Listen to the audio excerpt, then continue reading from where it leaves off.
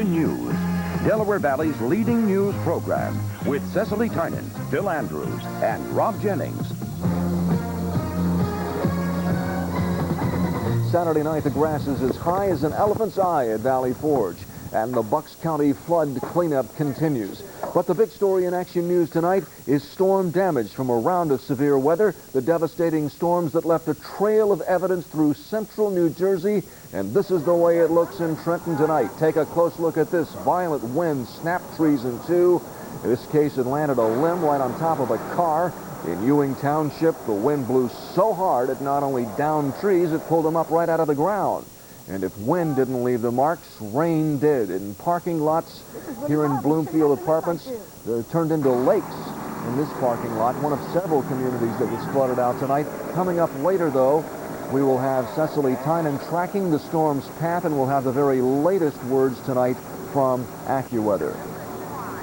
Flood victims, and we're going to take a look now from Kristen Z, who is live in Bordentown, live on the action cam, and you've got damage there too as well, Kristen. Yes, Robin, as if the earlier storm wasn't enough, it's starting to pour here again, and you can see that electricity is starting to come back in this neighborhood. However, about half the people are still without power, and if you can see the cops' car back there, some of the roads around here are still blocked. That is because there are plenty of down wires tonight, a potentially dangerous situation that still exists.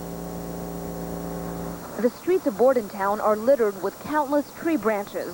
On Farnsworth Avenue, 2 huge locust trees have been uprooted, and they now lie sideways on top of power lines. Neighbors say the winds responsible for this were ferocious. A lot of wind, a lot of rain, and I guess we had hail too, Jill. The lightning was very, very strong. And the lightning was horrific. I remember us running into the house, and all of a sudden all the trees coming down. Just collapsing all around you? Yeah, it happened so fast. I shut off the light in the kitchen, went and sat down between the 2 rooms there, and we stopped making dinner, and we waited it out. Residents say strong winds and rain lasted from 5:30 to 7 o'clock. When it was all over, many cars had broken windows. This one was crushed by a tree. Some homes were damaged as well, and this historic first public schoolhouse in New Jersey had a tree on its roof. Everywhere, old trees fell victim to the storm. They took down many wires, too. We feel there are some live wires around. In the areas of town, you'll see they're marked off. That they're marked off for a reason, and we'll be handling that on a case-by-case basis. Many streets are still blocked off, and half the homes here are still without power. Now, of course, the National Weather Service has not confirmed that, in fact, a tornado hit here, although that's what all the residents here I talked with seem to think. Now, the thing is, nobody was injured, fortunately, if you can believe that. From all the things that we saw, no reported injuries at this time. Of course, the property damage seems tremendous, and cleanup crews say it will take a long time to undo the damage that's been done. Reporting live in the Action Cam, I'm Kristen Z in Bordentown. Thank you, Kristen. Flood victims in Bucks County is lead time. Now, the first Saturday of summer turning out to be a very stormy one in central New Jersey. The National Weather Service says initial reports show that 2 tornadoes touched down, and they'll be surveying the damage tomorrow. But Action Radar shows the path of the storm basically beginning in Allentown, working through Trenton out to the coast. These storms were moving at a very fast clip, and very severe thunderstorms and very high winds from this, leaving behind a path of destruction. Show you some of the reports of damage. In Hunterton, Treestown also report of a tornado in Holland Township there. Ewing, 1-inch diameter hail. Wrightstown, the National Weather Service says, yes, that was a tornado that hit, and 92-mile-an-hour winds with that tornado, hurricane-force winds. Browns Mills, 1 3/4-inch diameter hail. Basically what happened, we have a front pulling through. Technically, it's a cold front, but the air behind it really not very cold, but it will be drier, and that's good news for us tomorrow. Tomorrow should be a pretty nice day.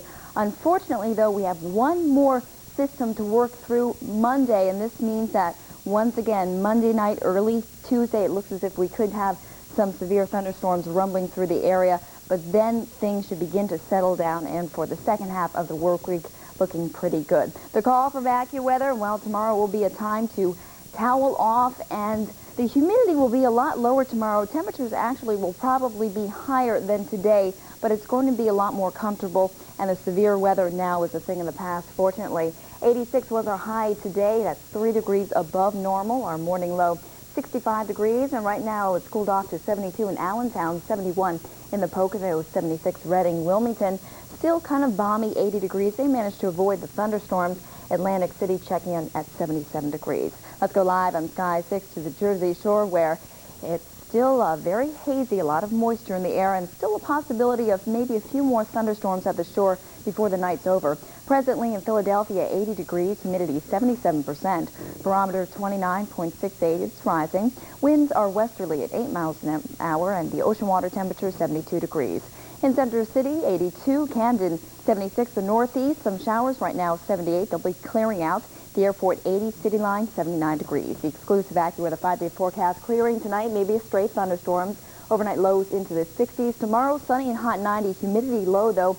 Monday, another stormy night, but then here we go. Tuesday, Wednesday, Thursday, back down into the low 80s, humidity down as well. So one more stormy night, then things improve. Okay, Cecily, Irish eyes, smiling. In fact, lots of strong storms from the east all the way back out into parts of the west. Earlier today, we had a tornado around Wrightstown, New Jersey. That's right. Several reports of tornadoes in Montana, so a widespread area of severe weather. Of course, we have a hurricane in the Pacific Ocean and a heat wave to talk about. We have it all, so stay tuned. Let's start with last night in Michigan, though. It could be several weeks before things get back to normal just north of Flint, Michigan.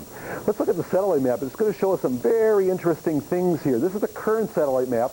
Whenever you see bright little patches of clouds, that's where some of the heaviest and severest weather exists at the moment, at least typically. You can see the heavy thunderstorms along the Gulf. They're showing signs of dissipating. Some clusters of very heavy storms moving along the Kansas-Nebraska border. And here are the remnants of the storms that brought the tornadoes to the Wrightstown, New Jersey area. Now we're going to go back in time now as I put this into motion. You're going to watch right about where my finger is Flint, Michigan. You're going to see a bright cluster of storms 24 hours ago. Look at them move right across Lake Erie through New York and Pennsylvania. Look at that. Right into New Jersey, and they developed those heavy thunderstorms tonight. So the energy 24 hours ago moved all the way across the lake, all the way across Pennsylvania, and the energy kicked off some of those severe thunderstorms again earlier this evening. Another case in point, let's go back 24 hours right here. You're going to see a cluster develop, move right across parts of Illinois, Indiana, now causing those storms, the energy from those storms last night, now causing the storms in the Ohio Valley. Interesting how things move across the country like that. This is right around the ridge of high pressure. Let's see how much rain could fall in the central part of the country right now, entry through Nebraska, around Wrightstown, New Jersey, and then even a report confirmed of a tornado in southwestern Virginia. So widespread reports of severe weather. Little blue dots indicate where winds were in excess of 55 miles an hour and large hail also. We still have a severe thunderstorm watch place to be right